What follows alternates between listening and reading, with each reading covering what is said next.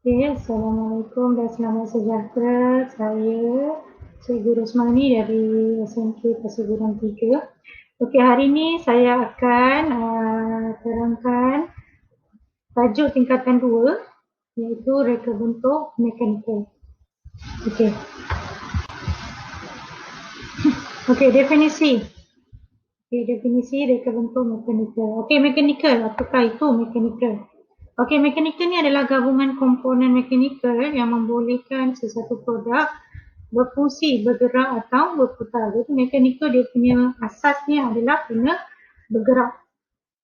Okey, kemudian reka bentuk mekanikal. Okey, reka bentuk mekanikal ni dia membina peranti baru menggunakan sistem mekanikal bagi melakukan tugas yang dikehendaki. Dia dapat memudahkan lagi lah kita punya urusan harian apabila ada produk mekanikal. Okey, jadi ini adalah komponen mekanikal. Okey. Ya, ada 13 komponen mekanikal. Jadi kita akan pergi satu-satu lah. Okey, yang pertama, komponen mekanikal yang pertama adalah gear. Okey, dekat sini ada 10 gear yang berbeza. Okey, kita tengok kat situ ada gear serong, ada gear taji, ada gear helix, gear tulang bearing, gear rak dan pinan, gear meter, gear skru, gear dalam, gear serong pilin dan juga gear belikan. Okey, apa fungsi gear ni? Okay, fungsi gear ni adalah untuk memindahkan kuasa gigi yang terdapat pada badan gear tu ada fungsi dia. Okey, giginya berfungsi untuk menyalurkan kuasa daripada sumber kepada penerima. Okey, jadi setiap gear tu mempunyai fungsi yang berbeza antara satu sama lain. Okay, komponen mekanikal yang kedua adalah pautan. Okey, pautan fungsinya adalah untuk menghubungkan sesuatu komponen atau bahan.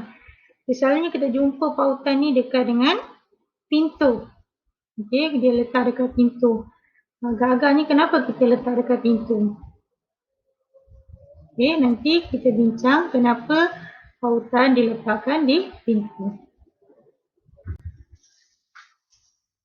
Okey, kemudian yang ketiga, tuil atau tuas. Fungsinya adalah berkaitan dengan daya, beban dan fulcrum. Okey, untuk tuil atau tuas, dia ada 3 kelas. Okey, kelas 1, kelas 2 dan kelas 3. Okey, untuk kelas 1, dia punya fulcrum berada di tengah.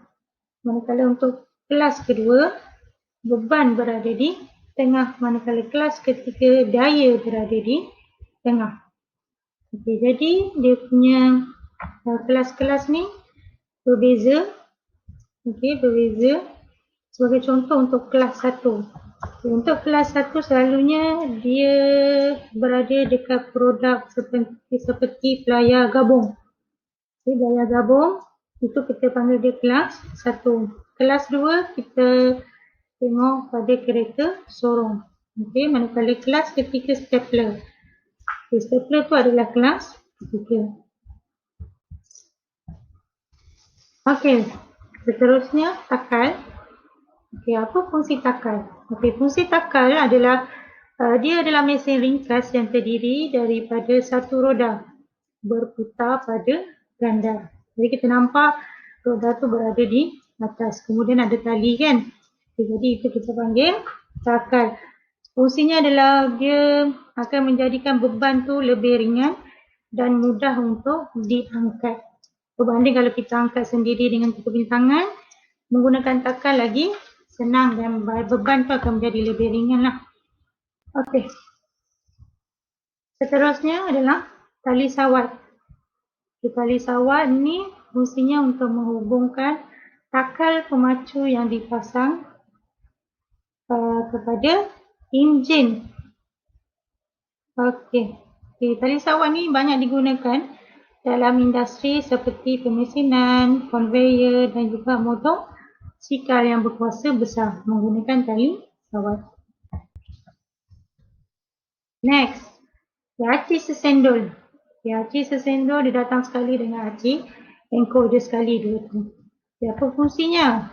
Aci sesendol fungsinya adalah untuk membuka dan menutup hinjab, manakala aci engkau dia tukarkan gerakan linear kepada gerakan berputar. Gerakan linear maksudnya gerakan dalam garis lurus. Dalam garis lurus dia tukar kepada gerakan yang berputar, berpusing. Itu fungsi aci engkau. Okey, kemudian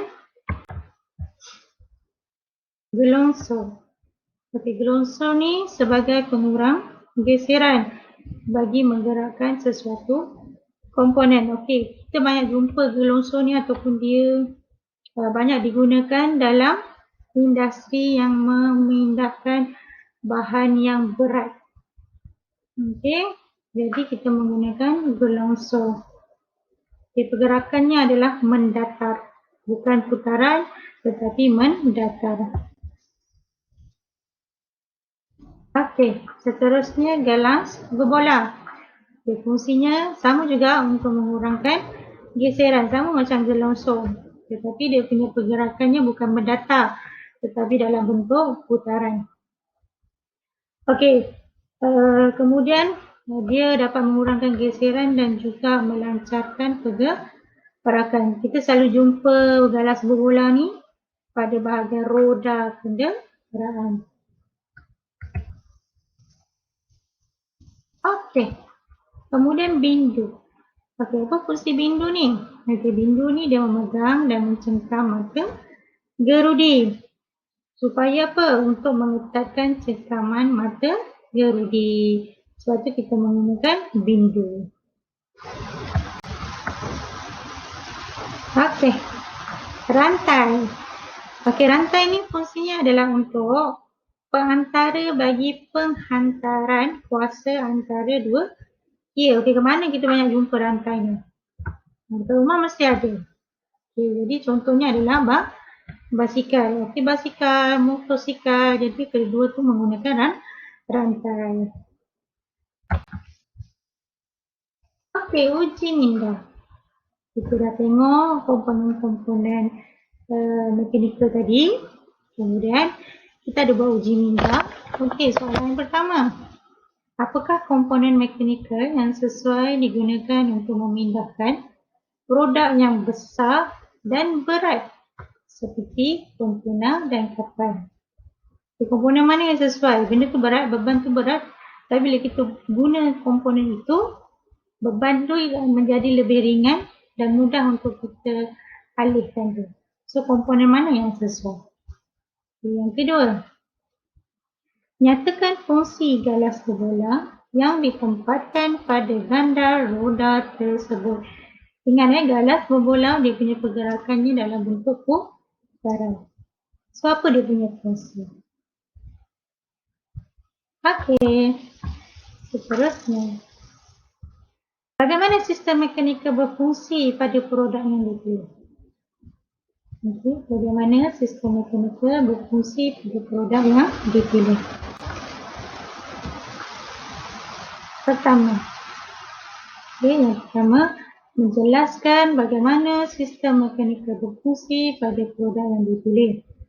Contoh sistem mekanikal pada produk. Mesti kena ada input. Lepas input kena ada proses dan yang terakhir adalah output. Okey, output ni contohnya rodanya berputar.